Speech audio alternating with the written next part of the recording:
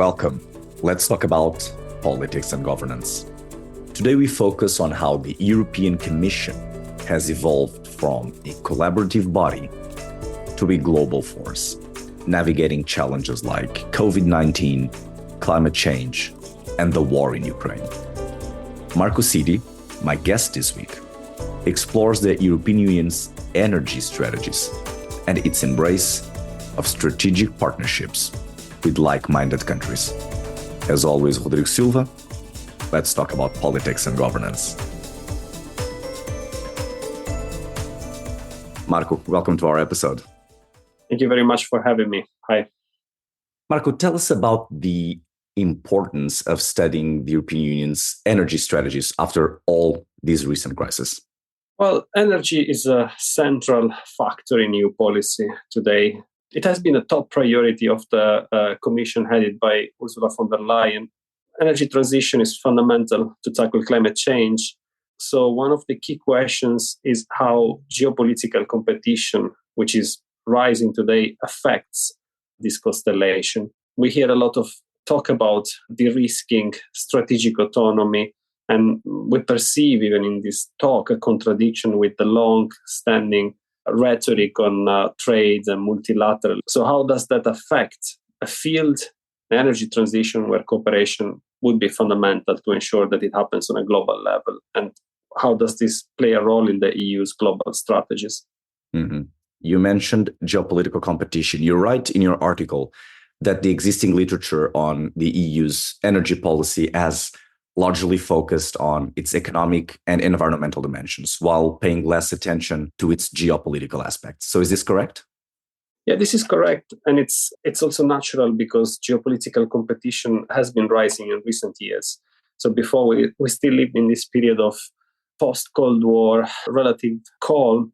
And now this has changed, and it is really radically influencing also the way EU policymakers reason. Again, if we just think about strategic autonomy as opposed to trade openness, which was the mantra of EU policymakers until recently. Mm-hmm. Let's then focus on your article. So what are the main highlights, the main conclusions of your study? Well, the main findings are that we see, especially in the last few years, and particularly from 2022, so following Russia's attack on Ukraine, we see a rhetorical shift from broad multilateralism and open strategic autonomy to more narrowly defined strategic partnerships with like-minded countries. This at the rhetorical level. So partnerships with the US, Canada, Japan. Policy practice, we can say, still quite diverse. We do see a quest for partnership also with Qatar, for example, for the import of liquefied natural gas, which is not necessarily a like-minded country on many issues and has also been quite controversial, if you remember the Qatar Gate in the European Parliament last year. So this is the main point. The article then goes into the details of how this rhetorical change has taken place in various documents. And I look at documents between 2019, published between 2019 and 2023. So the European Green Deal communication is one of the earliest documents. And I get to the Green Deal industrial plan, which is one of the most recent pieces of policy strategy and is now being substantiated by regulations. And so the Critical Raw Materials Act, the Net Zero Industry Act. So one finds quite a lot of information about these strategies in the article and specifically how they relate to the foreign policy geopolitics conundrum. It's a potential implication of this. So you mentioned these strategies, these documents that you mentioned. A potential implication you reference in your article is to figure out how the European Union will balance both geopolitical aspects and the climate aspects of its energy policy. So let us know more about this balance and potential other practical implications. Yes, so the European Union is trying to square the circle by focusing on green partnerships, especially with neighboring countries, for example, in North Africa, simply because it's easier to access green energy produced in these regions. At the same time, there are several issues. The EU cannot get rid of its fossil fuel demand so quickly. So if you try to replace such a large supplier as Russia, you need to find oil and gas elsewhere. And so this is the geopolitics side. So we see some investments, not simply on improving renewable energy production or energy efficiency, but also on, for example, new LNG terminals to import LNG from far away, from the US, Qatar. We can think of the case of Germany, which did not have a single LNG terminal in early 2022. Russia was its main gas provider, and suddenly it had to change this and try to find gas somewhere else. By the way, this has been quite successful. However, it has come at a cost.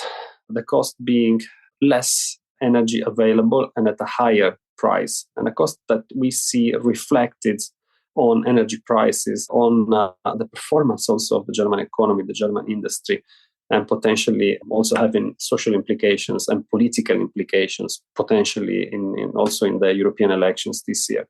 And with all these consequences and implications you mentioned, if anyone would ask you recommendations for what to study next, what would you suggest? Well, we need to try to understand the impact that the current policies will have on the policies for the energy transition. Once again, if the EU pursues strategic autonomy, for example, in the deployment of renewables, in the critical minerals that you need to produce semiconductors, wind turbines, and so on, is this going to have an impact in how much time you need to actually implement the energy transition? Or will it have an impact on the cost, on prices, which again is also likely to delay the whole thing? So it is important to understand the trade-off and try to find a way to combine the need for more autonomy with the need to actually prioritize climate action. Perfect. This has been, Marco, a very straight to the point episode, exactly what we like to do. But a last challenge for you. If you had to sum up this episode in 1 or 2 sentences, what would it be? Well, overall, we can say that European energy and climate policy rose to prominence in 2019, so exactly at the beginning of the current electoral cycle at the European level with European Parliament elections.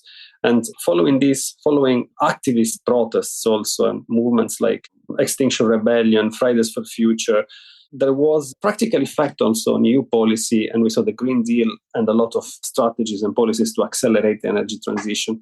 Now, 5 years on, this momentum is waning.